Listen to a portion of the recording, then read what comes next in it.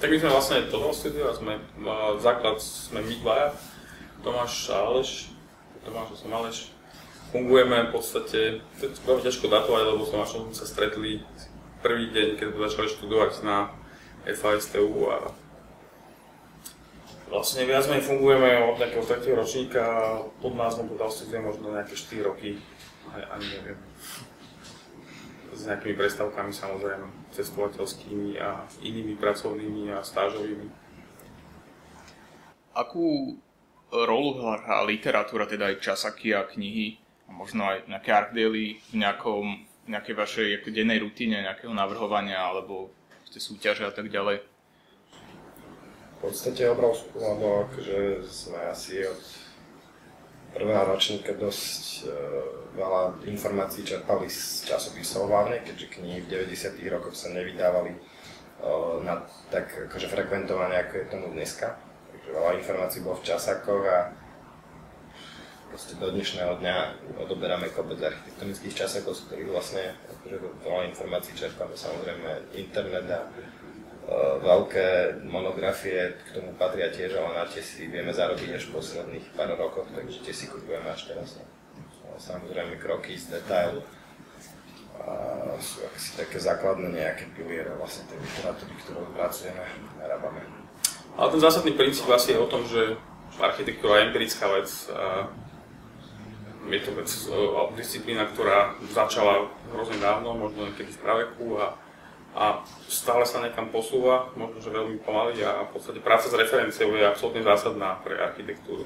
My sa nesnažíme znovu objaviť koleso v našej práci a vlastne veľmi čerpáme v referenciách a možno v histórii. A čo možno sme objavili, alebo teda si všimli, že taký veľký rozdiel medzi ateliérmi v Európe alebo vo vyspelej Európe a medzi slovenskými ateliérmi alebo štúdiom je, že napríklad v Belgicku je veľmi typické také hlboké poznanie historických referencií, ani nie tých súčasných, keď hovoríš o Art Daily, ale renesančných, barokových, takých tých úplne zásadných, ktoré u nás nám nikto nespomenul na škole nikdy.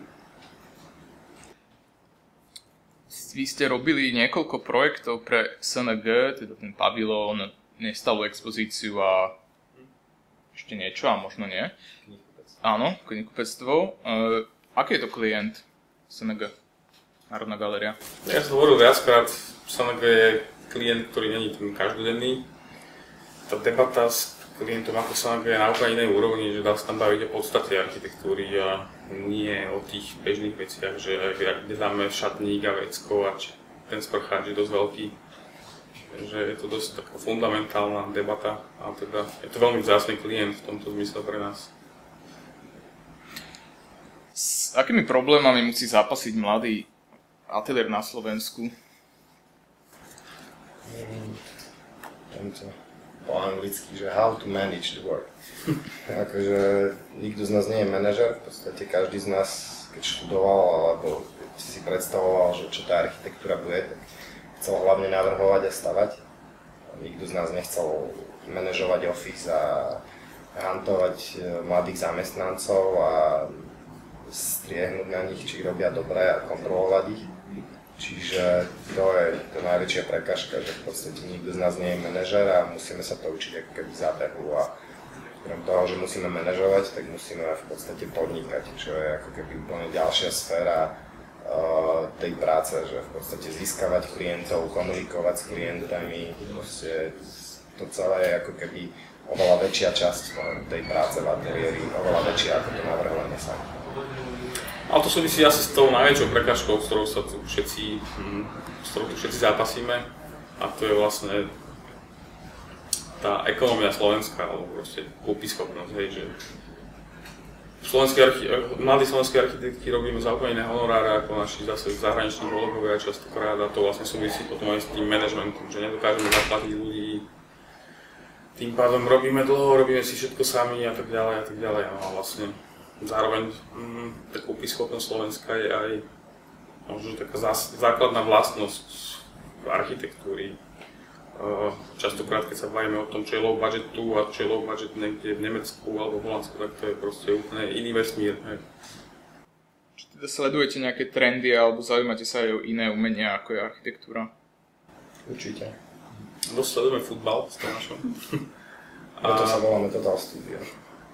Lebo je totálny futbal, vlastne pochádza, je to ako keby taktický spôsob hry Barcelony, kde všetci robia všetko. Ale áno, akože sledujeme aj iné umenie, aj iné akože tendencie v podstate v spoločnosti. Neohraničil by som to nejak umením alebo dizajnom, skôr si myslím, že sledujeme súčasnosť, snažíme sa na ňu nejakým spôsobom reagovať a tá súčasnosť je strašne rýchla, strašne živá, takže tých vplyvov je niekoľko, akože nedajú sa. Ale sledujeme, chodíme na výstavy a dokonca som povedal, že v poslednej dobe nás viac bavia umelecké výstavy ako architektonické napríklad, ako inšpirácia. Vedeli by ste nejak zadefinovať vašu tvorbu, alebo máte nejaký, že nepísaný manifest, alebo vie, že akú architektúru robí Total Studio? To je dobrá otázka. Snažíme sa robiť, neviem, že či robí, ako jedna vec, čo navrhujeme, druhá vec je, že čo sa nám darí stavať, ale vo všeobecnosti máme chuť a zámer robiť pragmatickú architektúru s trochou poézie.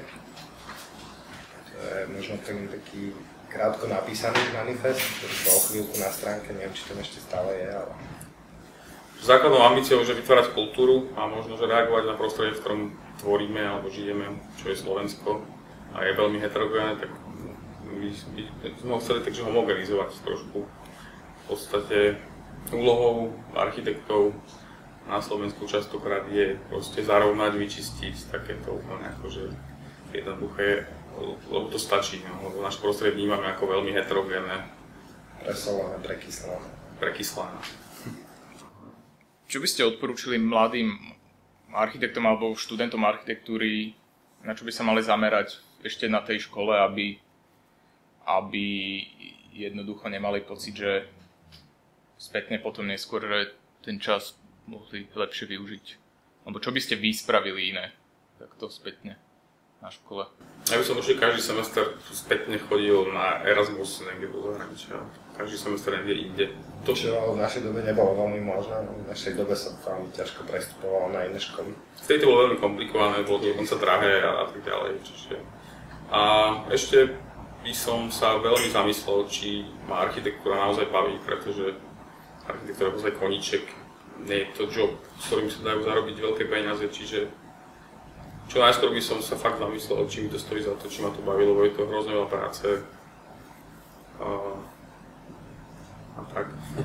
A ak už by som vlastne niečo urobil, tak by som sa snažil z toho vytrískať maximum. To znamená, ak urobím chybu, tak sa snažím z tej chyby poučiť a proste neurobiť ju viackrát.